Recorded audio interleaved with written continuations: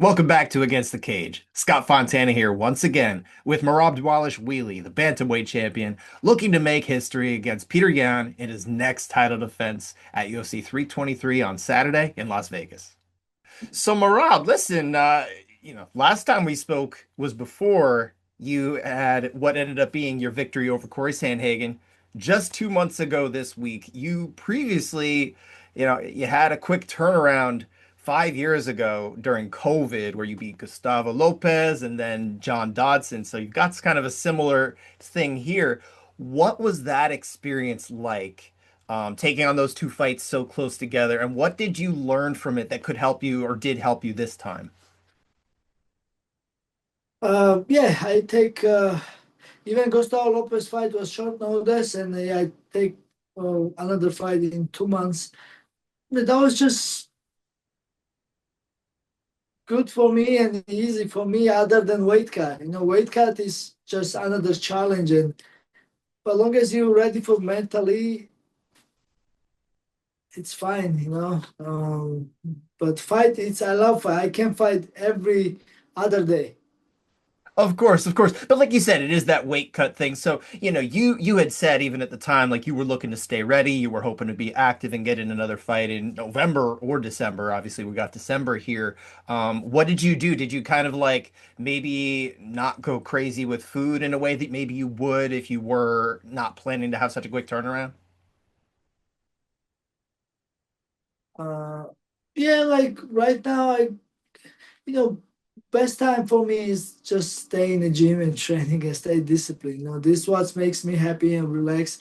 But of course, I have so many friends around the world, and they wanted to see me and hang out with them, and I do want to do same things to hang out with them, and so many like travel opportunities, like maybe sponsors, like something like this to make money. And if you don't have a fight, it's hard to stay disciplined. It's hard to stay here in Vegas and live like kind of, um, I'm not saying boring life, but when you have a fight, it's fun to live disciplined. But if you don't have a fight, you're looking for extra stuff. In Vegas could be dangerous if you don't have a fight. And And we've also, if you, we've seen you like extra stuff too, Barab. You like to get involved in some extra stuff. yeah, yeah, I like to do extra stuff. But like, Of thank God, course. I may stay up all night, but I don't drink, and I still go to training next day. Sure, sure. Now, obviously, I want to talk a little bit about that Sandhagen fight too, because as you recall, before the fight, both of you had been speaking with me about kind of that your desire to stand and strike with him, right? There was that kind of the back and forth you guys had. Then you go out there and you land several of the hardest shots of the fight in that second round. You had him on the ropes. You almost finished him. What's going through your head during that round in particular, where your strikes are really working and you're almost putting it away?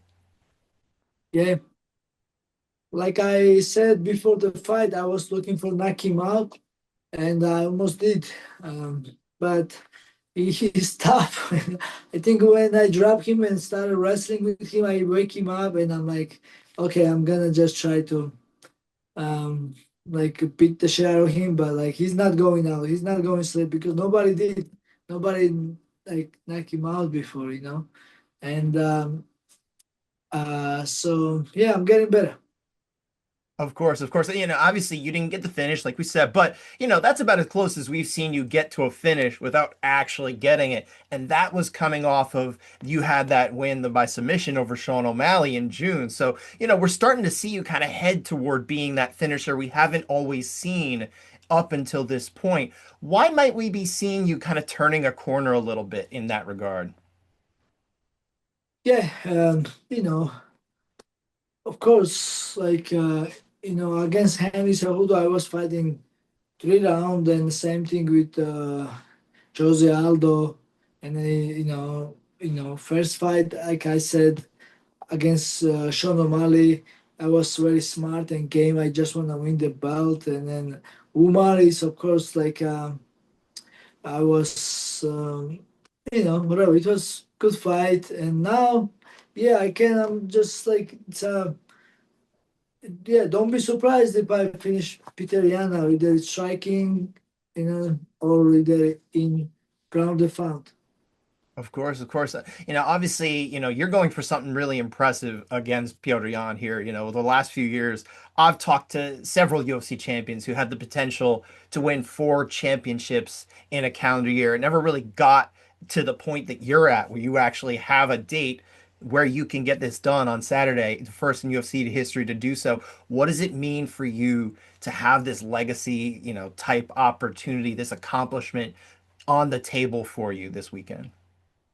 Yeah, it means a lot, and I'm just grateful for everything. I'm grateful for the God, grateful for um, my country, US and UFC.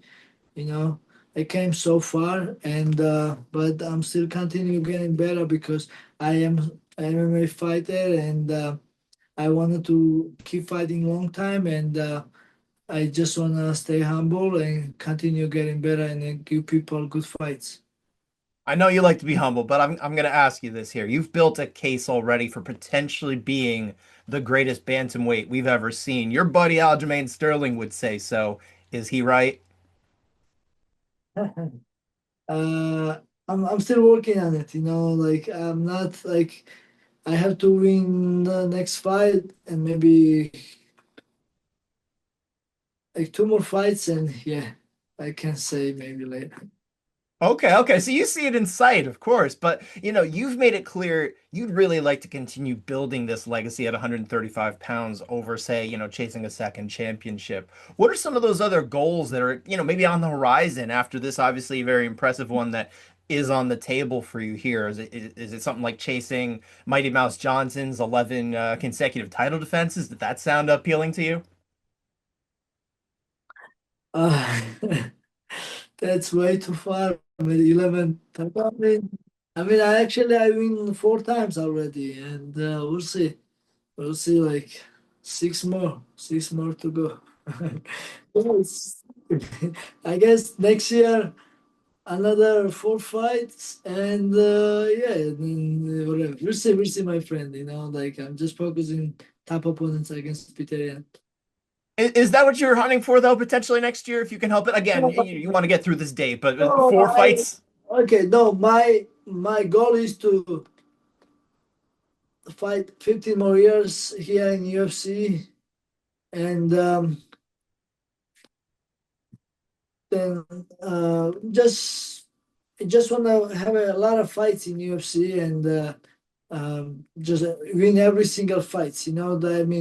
I'm realistic. I won't be always champion in this next couple of years, like next 50 years. But my goal is to stay busy and keep fighting. 15 years. You want to fight till you're 49, 50? 50, 50 years. My goodness, 50 years old. Oh, okay, we'll be watching for that. I'll be watching for that when I'll be in my 50s at that point.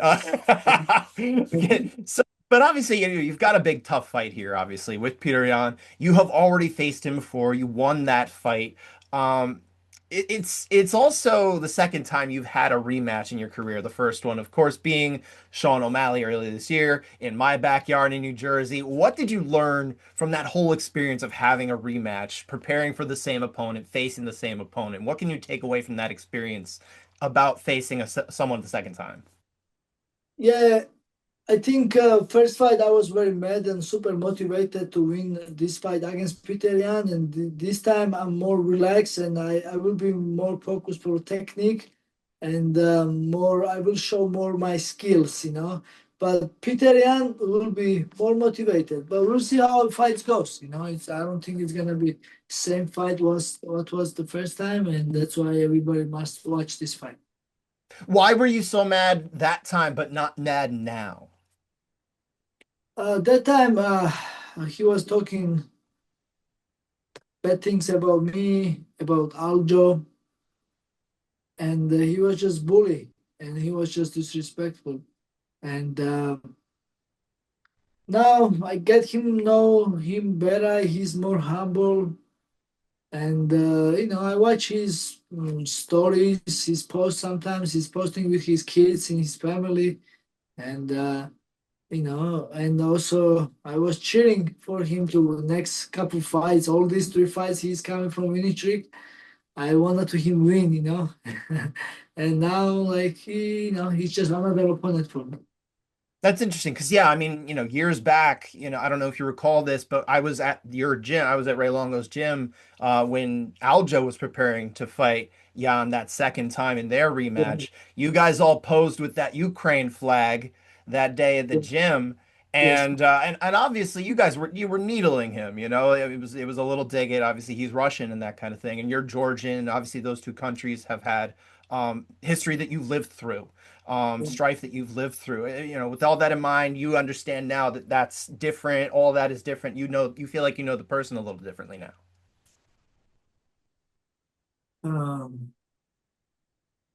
Um, I mean, there is little different things, but there is still the same things. Like the fact is fact. Like um, yeah,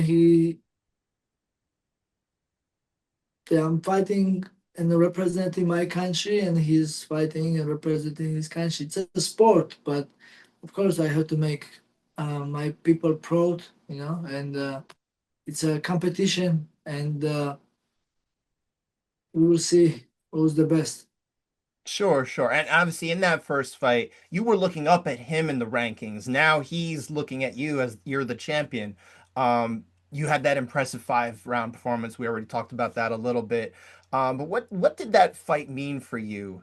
That fight in particular, it seemed like almost like a turning point in your career, and that people started to really notice, okay, Merab is really a monster in this weight class, and he's going places. What did that fight represent in your career path? Yeah, a lot of people were surprised after this fight, and a lot of people tell me actually, uh, either some coaches tell me or some fighters, you know what, next fight I will fight same game plan like you did. Like it was like a striking and takedown attempts, but everybody tried, but everybody get tired. Uh, yeah, this is I can fight every position, every opponent. It's just um, just like I said, I was super motivated to win this fight, and that was the only way to win against him, and that's why I chose this kind of style fight against him, and I win.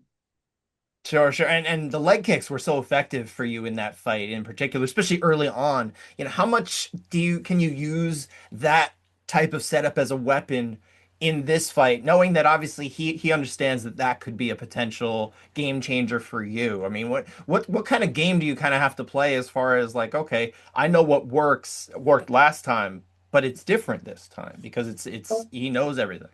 I've been working Not on my strike. I've been working on everything. my striking, and as you guys saw, I cracked Corey Sandhagen. I almost knocked him out, and I'm gonna looking for same against Peter Yan, and I'm gonna focus more striking. And yeah, don't be surprised if I knock him out or TKO him on the ground. Now, if no, either way, no matter what happens in this fight, you got the holidays on the other side. Last question for you: what are you looking to do this holiday season? Oh yeah, I'm gonna celebrate Christmas, New Year with my close friends and families, and yeah, I'm going to visit Ilia Topuria in Spain and spend good time and good training with him.